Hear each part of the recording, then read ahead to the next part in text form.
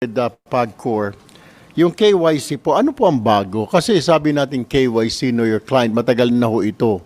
Ano hong bago? Ano hong dinagdag ninyo na to prevent yung mga kabataan? Ang problem mo sa natin mga kabataan na basta-basta na lang makapagrehistro. Ganon din po magiging tanong ko dito sa mga ating online gambling sites. Ano po ang bago? What's new with this KYC? Mr. Chair, during the past hearings po, isa po sa bringing up sa atin na nakakapasok na po sa websites and then tsaka na lang po sila iki-KYC kapag tapos na po nila maglaro. Ngayon po, hinihigpitan po natin na bago pa lamang po sila makapag-deposit ay makapag-present na po sila ng mga initial KYC requirements po nila. Kasama po ba dyan yung picture nila, yung real time, kung sino yung tao na yun? Kasi karamihan, naghihiram lang po dati ng ID. Ngayon, real time po ba makikita ng company, ng gambling site na kung sino yung naglalaro na yun? Kasama po doon sa KYC requirements po yung name, contact number, valid government ID, and po yung selfie nila with ID po. My next question is, yung advertisement, wala na nga po sa mga billboard, pero may nakikita po tayo sa mga internet. Okay. Paano ho ito? Ano hong ginagawa natin ngayon para mawala po ito? Kasi nasa social media na po halos karamihan ng tao. Wala naman po nanonood masyado sa TV na, and radio. Nasa social media na lang. Ano hong ginagawang bago ngayon ng PAGCOR? For the legal online gaming operators po natin, we are in the process of finalizing po the implementing rules and regulations for gambling advertisements with the ASC. So kasama na po dito yung mga social media and other digital platforms. So pending review na lang po ito, so we will also be looking at these advertisements. For the illegal naman po na advertisements, we are also monitoring those po, and we are reporting these to the CICC and the NTC for blocking din po, and we also write the platforms na nagpapalabas po nitong advertisements na ito para po hindi na po nila patuloy na gamitin yung mga pangalan po nila sa advertisements. Okay, my last question before I turn over the questioning to my colleague, Senator Raffy. Yung nabanggit po ninyo sa prime time lang pwede sa radio and TV mag-advertise itong mga online gambling sites po natin. Di po ba? Prime time lang. Hindi po pwede. Oh, okay. Your Honor. All right. Sa prime time po, bawal na po na mag-advertise. Yeah, that's what I'm saying. Bawal nga. Opo. Pero pwede ba masking hindi prime time, yung mga dead hours, yung mga bandang alas 10, alas 11, then sa hapon alas 2, alas 3? Pinag-aaralan ba ninyo ito na kung pwede totally wala na muna? Your Honor, sa pangkasalukuyan po, yun ang pinag-uusapan namin ng ASC, ng Ad Standards Council. Kaya lang po, ang pakiusap po naman ng radio at TV dun sa slots na patay nga, baka naman pwede daw mapagbigyan naman sila sapagkat doon naman po ay kumbaga yung advertising revenue ang kanilang pinakikiusap. Pero sa amin po ay talagang kung maaaring wala na, ay talagang gusto yun ang aming ipatupad. So, sa pangkasalukuyan po, Mr. Chairman, ang Ad Standards Council po at ang PAGCOR ay yun po ang pinag-aaralan talaga. Ang natitiyak ko lang po, doon sa prime time na 5:30 to 8:30, talagang wala na pong advertisement yan. Pero doon sa katanungan nyo, yes, ang kasagutan, pinag-aaralan po namin kung pwedeng total ban na maghapon ang advertising ng mga nauukol sa sugal. All right, thank you, Chairman. Thank you. Now, let me turn over the floor to Senator Raffy for his questions. Thank you, Mr. Chair. PNP, CICC, NBI, meron man taga-PAOK dito? Okay. Kilala nyo ba kung sino ang player ng isabong sa Region 3 and 4A? Do you know?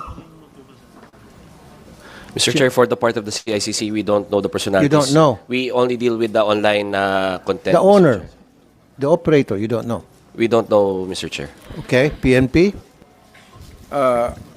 For information, sir. With a budget of 1.3 billion yan, ha? Yes, sir. So, kilala nyo, hindi. Yes or no lang? Yes or no lang po, please. The online website, sir, is hosted outside, abroad, as... No, yung during our- pinakita ko kanina live. Kilala mo ba? Region 3 and 4A yun. looking on that, sir. You're looking into that. Yes, sir. At meron kang 1.3 billion budget sa Intel funds. Okay. How about NBI? Thank you, Your Honor. I was able to talk to my colleague from the Organized and Transnational Crimes Division of the NBI. Apparently, we don't have any information about Okay. Pampanga, but Bulacan we have. Bulacan, you have. And who is the owner, operator of the Isabong in Bulacan? Are we allowed to mention the name Why now? not? Go Considering that we are actually having an active application for search warrant in Bulacan. So if we may be allowed not to disclose the name because, in fact, All 2 right. weeks ago we applied for a search warrant. You should have And- done that last year because this has been operating since last year. But anyway, sige. PAOK, PAOK, meron? With the indulgence of Senator Raffy, siguro yung mga mentioning ng names ng kung sino mang operator nito, probably we can have an executive session. I'm gonna mention the name. Right after, asking these Kasi resource baka persons. sinasabi nila nag-apply sila ng search warrant, baka mabulabog. I don't think so. How about yung sa Cordillera Autonomous Region? Ulitin kong tanong sa PNP, kilala niyo ang operator dito? Ng Isabong? Sir, Yes or no lang po? I will check with our intern. Check. CICC, kilala niyo po? Mr. Chair, no, sir. Again, we reiterate that the mandate of CICC No. deals with... Sige. NBI, kilala niyo po? I would have to discuss with my other colleagues, Your Honor. Sirit na. Ako, wala ko Intel funds. Ito galing sa kaibigan kong barbero. Ang sa Region 3 and Region 4 Pineda, ang apelyido ng operator niyan. Sa region, sa CAR, Cordillera Autonomous Region, Abra, ang apelyido ay Bernos. Buti pa yung barbero ko, walang Intel funds, alam. Kayo, ang lalaki ng Intel funds yun, hindi nyo alam. Kaya siguro hindi nyo mahuli-huli dahil dun sa mga pangalang malalaki. Kanina, Senator Win Gatchalian did mention about a site that was temporarily shut down because they received information that we're going to have a hearing sa Games and Amusement. Yun ay pipitsugin. Yun yung sinasabi kong guerrilla. Kasi takot eh. Pero itong dalawa, even while we speak, tuloy-tuloy pa rin yung kanilang live feed ng Isabong. Itong kay Bernos at sa Pineda. Hindi nyo kayang hulihin dahil they're very powerful. Tama ba ako, PNP, o tama ako talaga? Hindi nyo kaya si Pineda. Hindi nyo kaya si Bernos. Ngayon, pakita nyo sa amin na kayo po ay nagtatrabaho para sa taong bayan, hindi para sa mga ma-influensya at mga makapangyarihang tao. Kasi PNP ka, di ba, to serve and protect? It seems to me that you're serving and protecting not the taong bayan, but Bernos and Pineda. The interest of Pineda and Bernos. Show it to us. CICC, DICT, NBI, PAOK, show to us Mr. na Chair. kayo ay nagsiserve sa taong bayan at hindi para sa ilan. Mr. Chair, with the permission of the chairman, sir. Sir, with CICC, that's the reason why we don't really deal with names. If it's illegal, we take it down.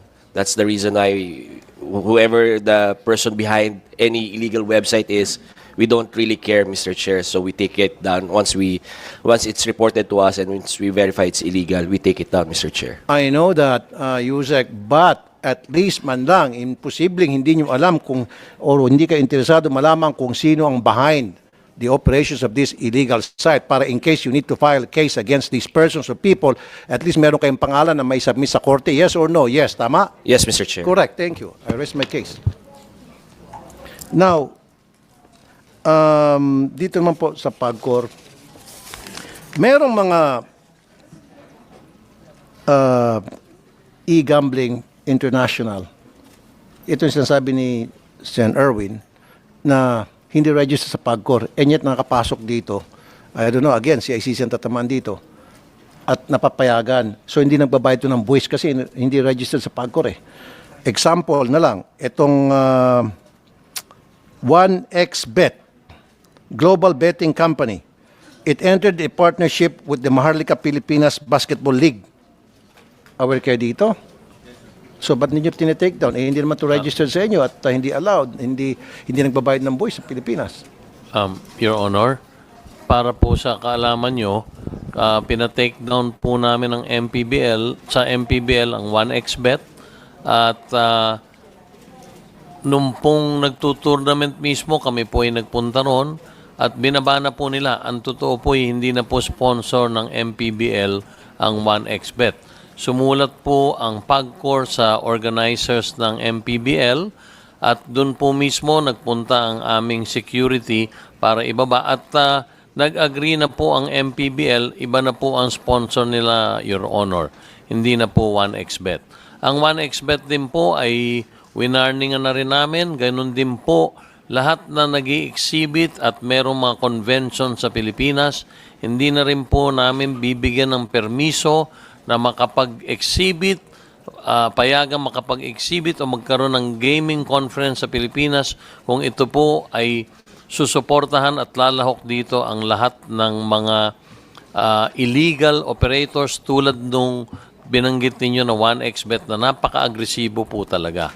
Inulat na rin po namin ito sa CICC, sa DICT at sa NTC at gusto ko pong ipaabot sa inyo na ilang beses na pong naging aktibo sa pagbababa ng website ang CICC, kaya lang po siguro sila'y mas technical na makapagpapaliwanag na ang nangyayari po, napapalitan nila yung isang image, isang letra, isang comma para po mag-resume na naman po sila.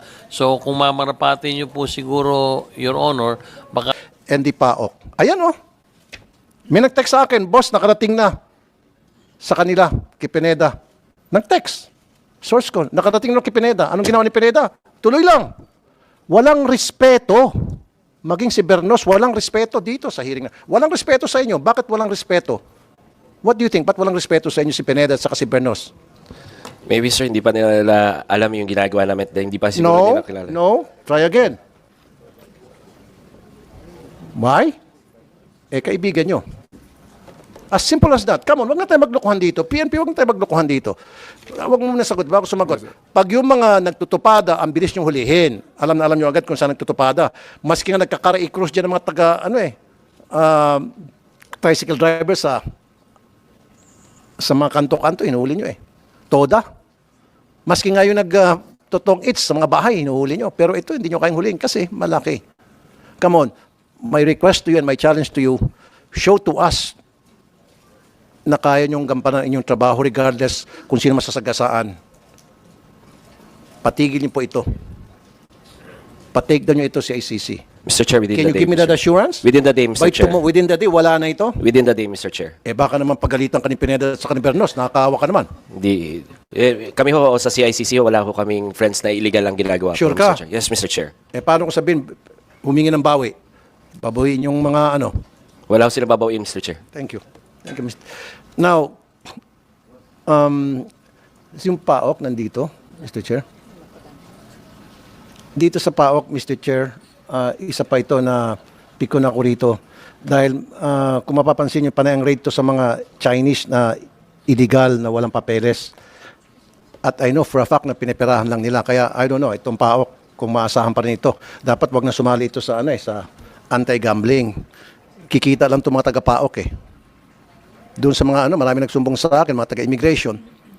Inuunahan nilang immigration, tapos pagdating immigration, areglado na yung mga hinuli nilang Chinese. But anyway, may request sana sa PAOK, wag na kayo makialam sa anti-gambling, iwan nyo lang sa PNP, sa CICC, NBI.